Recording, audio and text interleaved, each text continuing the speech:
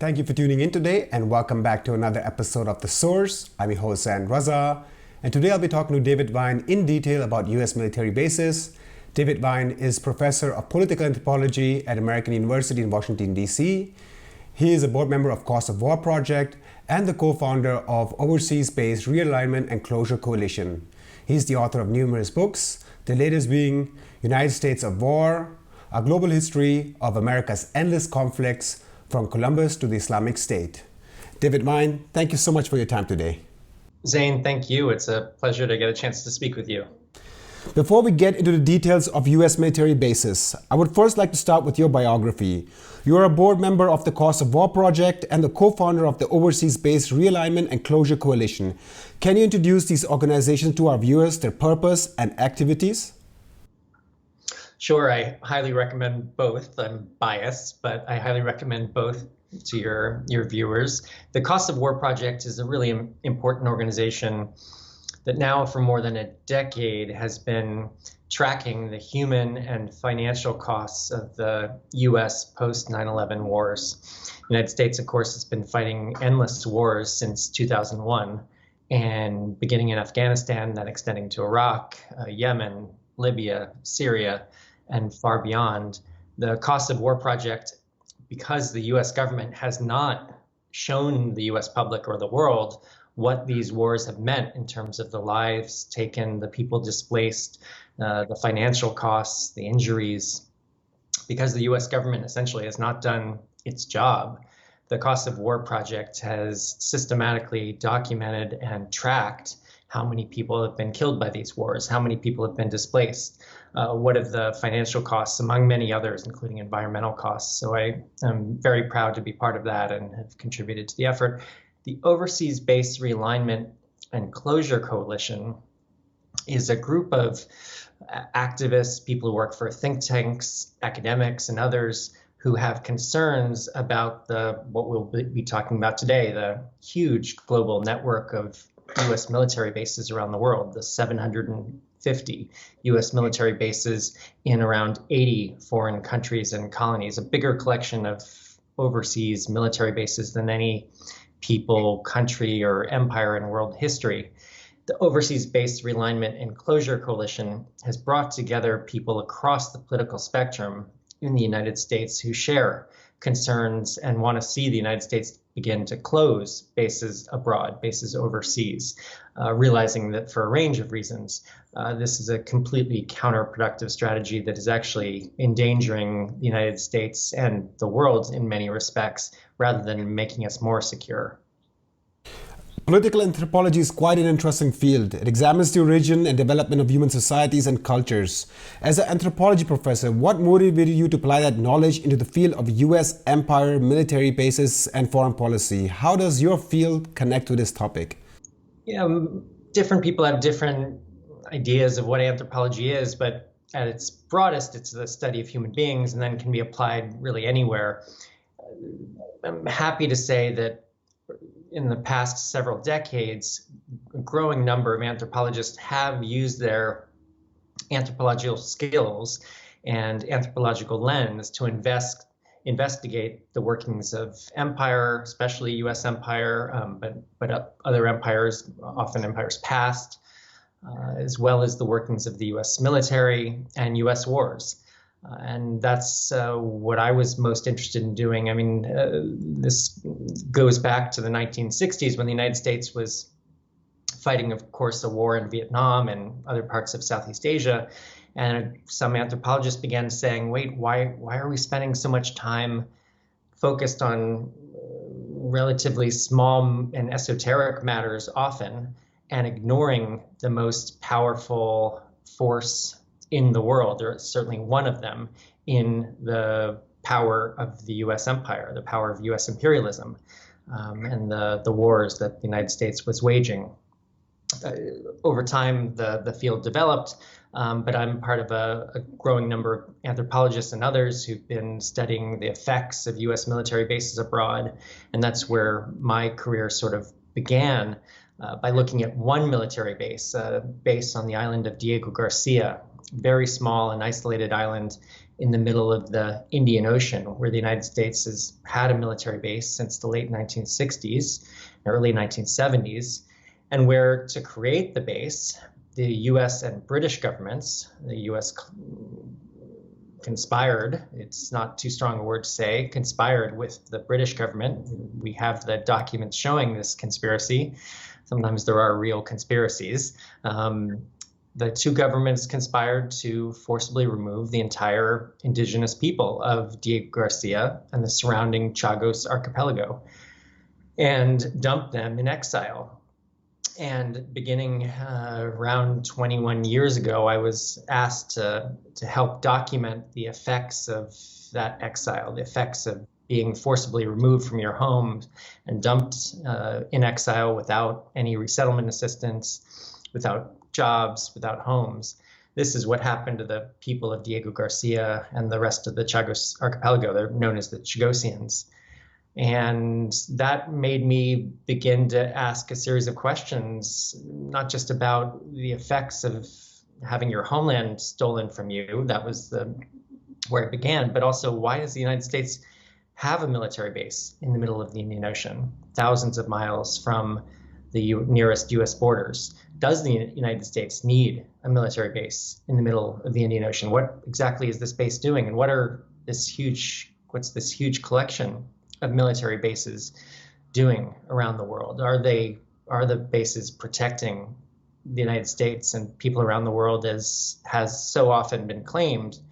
But very rarely has anyone asked the people who make those claims to prove that these bases are protecting US national security, prove that they are ensuring regional and global peace and security. Often the exact opposite has been the case.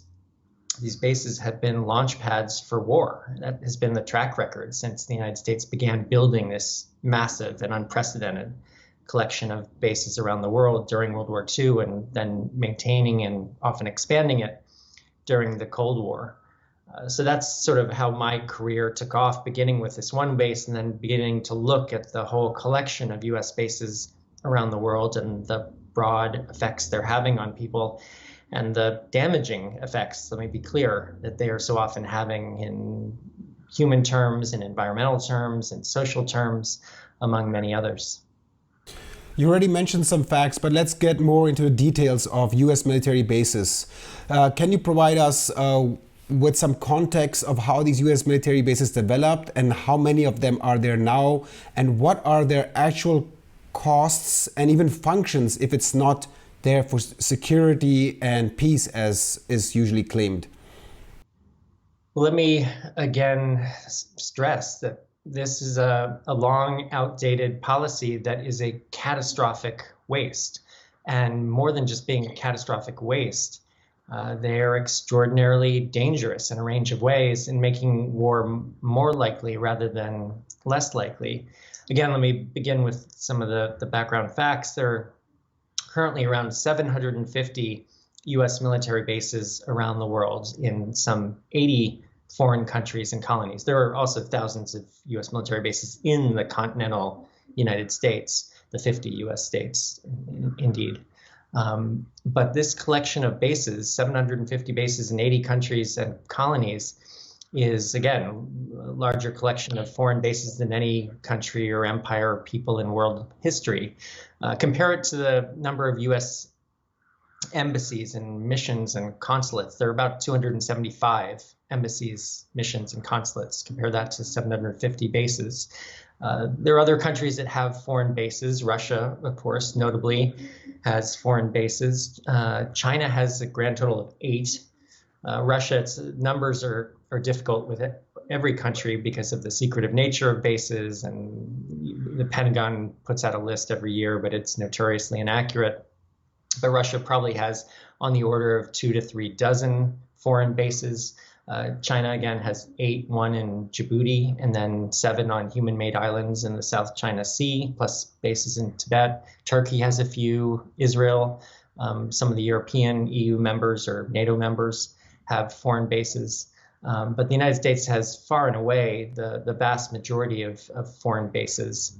And again, this is a system that dates largely to World War II and the early days of the Cold War, and has become an entrenched part of the thinking of the people who have controlled and really hijacked U.S. foreign policy for decades.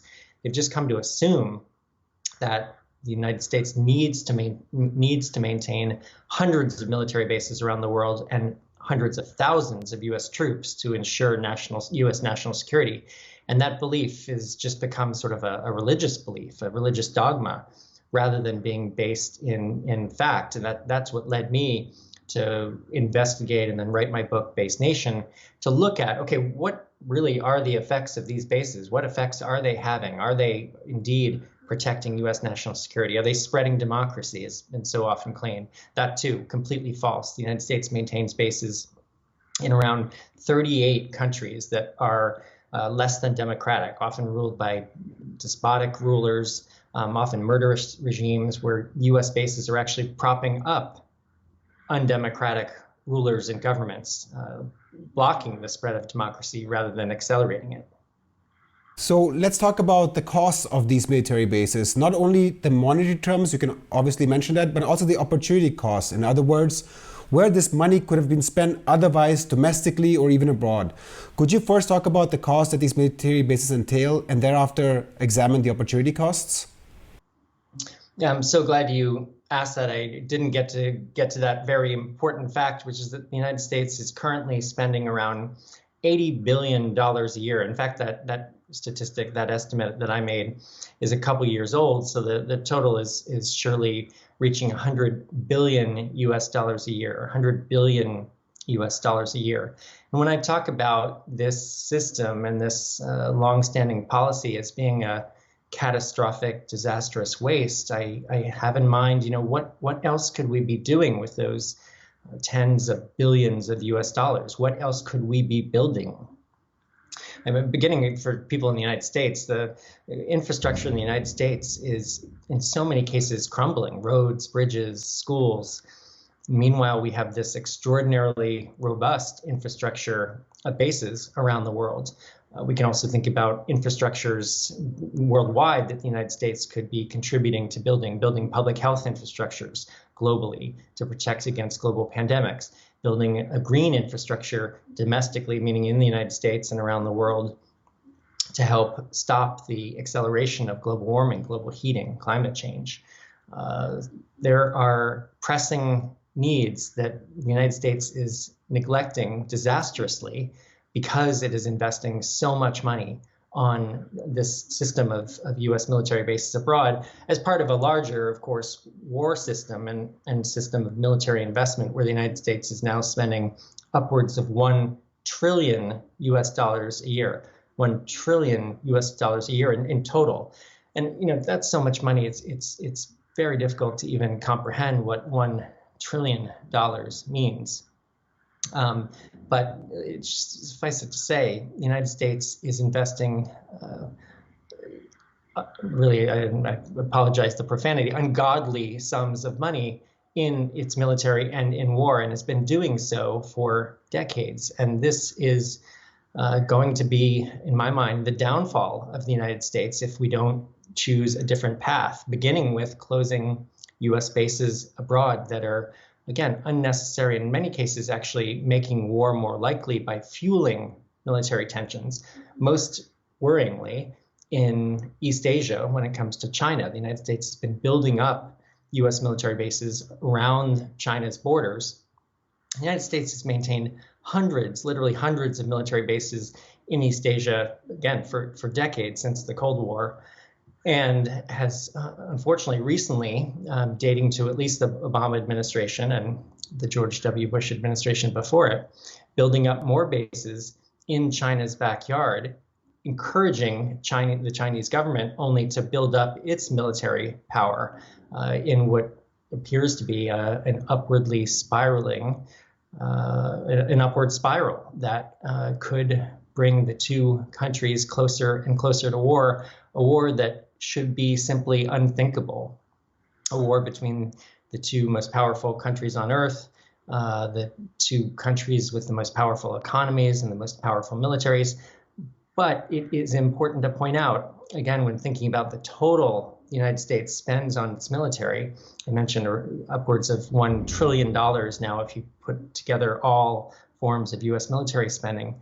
That is more than 3 times what China spends on its military every year. The United States spends more on its military than the next 10 countries combined. And most of those 10 countries are actually U.S. allies. So if you add together U.S. military spending plus the spending of U.S. allies like Britain and France and other NATO members, they far, far outspend both Russia and China. Russia spends less on its military than the United States spends just on foreign military bases. So I would like to play devil's advocate here, if I could. Usually the counter arguments that are made is that these military bases are an investment into foreign populations or in foreign countries, and they provide jobs and assistance and everything. Could you provide another perspective? Basically, how does it affect the indigenous population environment? Is it what is claimed that it provides jobs and opportunities, or does it have an adverse effect? Well, you asked about all good questions. You asked about the effects. Begin with the Chagosians, this group of people that I've been working with and studying, the people of Diego Garcia and the rest of the Chagos archipelago who had their homeland taken from them. It's not an isolated incident. They're mostly indigenous peoples around. I've been able to document upwards of 20 peoples who've been displaced by the construction or expansion of U.S. military bases since the late 19th century. So that's just one example. And the taking of land is not unique to indigenous people or the Chagosians, far from it. But indeed, many people make claims about the jobs that are provided and the economic impacts. Indeed, there are jobs on these bases. But one, especially if you're living in another country, not the United States, you should think about, okay, what is a U.S. military base? It is a generally large plot of land in another country where who is employed? Mostly these bases employ U.S. military personnel. These are U.S. military bases.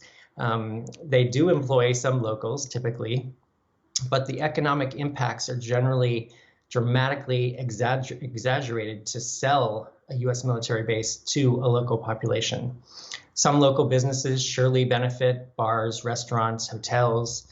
Certainly some other local contractors benefit, but these are actually really poor forms of economic investment. They take up large plots of land that could be used in more productive ways, economically speaking.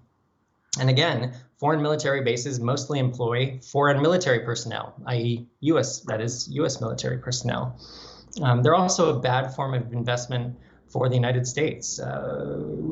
Thinking from a U.S. perspective, this is money that's invested in another country, so a fair amount of the money or some money goes into the local economy in Germany or Italy or Japan or South Korea. These are the 4 countries that have the most U.S. military bases currently. Although they're located in Africa and across the Middle East and Latin America, other parts of Asia, you find U.S. military bases. But the economic benefits have been a way that U.S. military personnel, U.S. government officials, and local government officials often sell the presence of a U.S. military base to local populations. But the benefits, the economic benefits, are greatly exaggerated and especially they are especially poor when compared to other forms of economic investment. You could look at Okinawa, Japan, where many know the United States has maintained bases since World War II, and where there's been a very active protest movement. In most places where there are U.S. military bases abroad, foreign U.S. military bases, one sees various forms of protest over time. People tend not to like having a foreign military on their soil and living side by side. Again, people who work on these bases, you can understand when they might appreciate the bases. Although even them, part of my research was talking to locals who work on U.S. military bases abroad, and they often, while enjoying the jobs they have, understand why other people are concerned about their presence. But in Okinawa, the Okinawan people have been able to claw back, struggle to get back many of the bases formerly occupied by the U.S. military and have turned them into, in some cases, shopping malls, housing, businesses. In Germany, there are cases where former bases have become universities.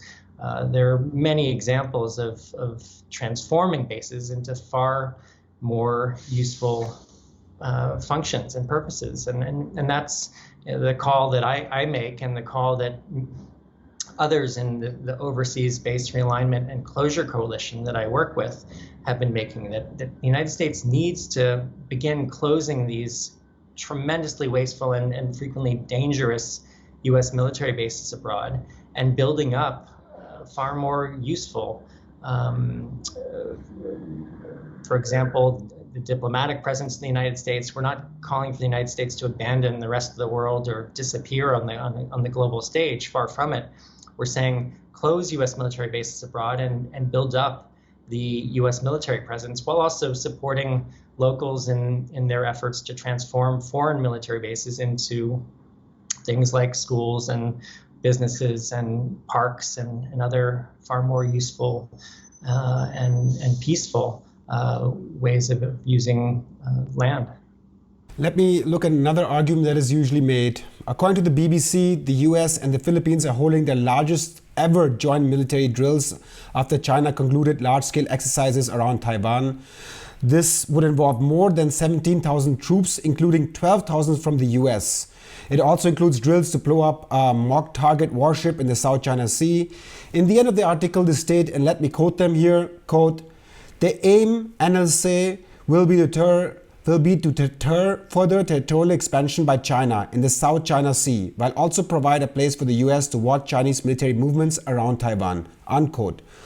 Don't you think it is vital to curb Chinese aggressive territorial expansion with military bases, given that these countries do not adhere to democratic principles and therefore pose a threat to global security? I mean, look at the Russian war on Ukraine. It could be taken as an example. If the US had military bases there, the war could have been avoided. These US officials usually argue. What do you make of this argument? Yeah, I don't make much of that argument at all. I think that the opposite is the case. The United States was building up U.S. military bases in Central and Eastern Europe, closer and closer to the borders of Russia, and increasingly threatening Russia. And certainly were not effective in deterring the Russian illegal imperialistic invasion of Ukraine. Far from it. I think the construction and expansion of U.S. bases in Central and Eastern Europe helped encourage a military response from Russia, and it was the threat of U.S. and NATO bases in Ukraine if it joined NATO that I think was part of the reason that Putin invaded. And let me be clear that this is not a justification for Putin's illegal and imperialist war, but the deterrence strategy has not worked. And again, when it comes to China, the United States has far too many bases in East Asia already.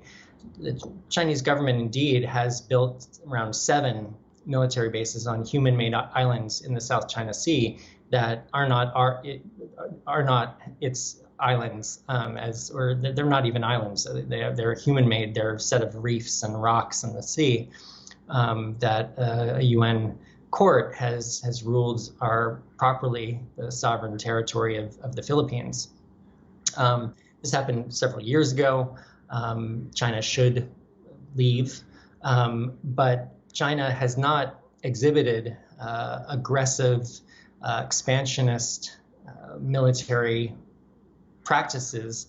Who has been launching wars and engaging in wars around the world in the last 20 years? The last war that the United States has, along with many of its NATO allies. China's last war outside its borders was in 1979. There was a huge amount of fear-mongering when it comes to the Chinese military threat It is being used to justify a buildup of U.S. and allied military forces and bases, to justify greater and greater amounts of military spending, all to the benefit largely of weapons contractors, military contractors, the military industrial complex, as we call it here in the United States, a set of interests that are driving and, again, hijacking U.S. foreign policy and increasingly encircling China in a way that is only encouraging China, again, to respond militarily, to build up its military forces in a way that could even accidentally trigger a war between the United States and China that should be, as I said before, unthinkable, not just because these are the two most powerful nations on earth, not just because they're the two most powerful military and economic powers, but because these are nuclear armed powers. Any military clash between China and the United States could easily spin out of control and become a nuclear war that could endanger all of human existence on Earth, literally endanger all of human existence on Earth and kill millions, tens of millions, if not billions of people if it was a full-scale nuclear war. This should be beyond frightening, and we should be doing everything in our power to prevent any possibility of a war between China and the United States. And instead, of course, we should be encouraging the leaders of China and the United States to be working collaboratively. Not an easy task, but this is what we must do. Work collaboratively to take on the real threats facing China, the United States, Europe, Asia, the entire globe, beginning with the threats of global warming, global heating, climate change, global pandemics, poverty, hunger, people who, in the United States at least, other countries, of course, the idea of people sleeping on the streets is unthinkable. But in the United States and other parts of the world, of course, housing is a pressing concern. So these are the kinds of issues that we have to be confronting rather than squandering hundreds of billions of dollars every year, in total more than $2 trillion if you put together total global military spending, that is going to the benefit of the military industrial complex, the weapons manufacturers, the arms makers, who are making a killing on war that is killing. Earlier this year, the US and Philippines reached an agreement in which the US would station 4 additional military bases in the Philippines. You already mentioned this, that the US has now built an arc around China stretching from South Korea and Japan in the north to Australia in the south. Another argument that is usually made is that the US is not expanding on its own initiatives, and it has bilateral agreements with sovereign countries such as Germany, Italy, Japan, Philippines, and others. These countries are sovereign and are making independent decisions, only asking US for assistance. How do you respond to this argument? There are a range of relationships when it comes to US military bases abroad, and a range of democratic approval for the presence of US bases abroad.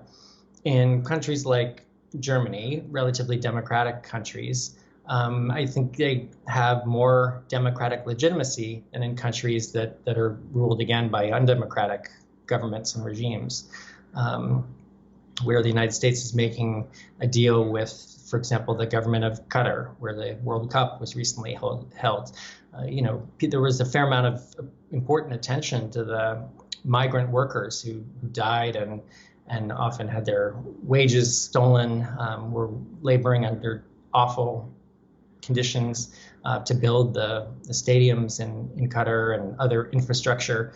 Very few people paid attention to the other kind of infrastructure just down the road from those stadia.